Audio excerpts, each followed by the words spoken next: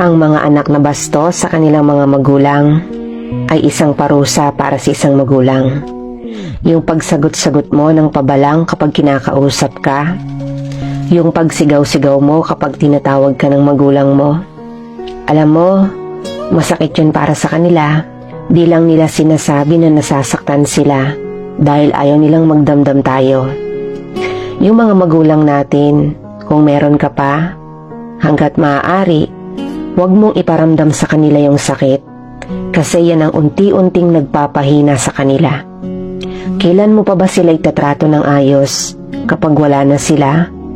Yung iba sa atin ganito ang sistema.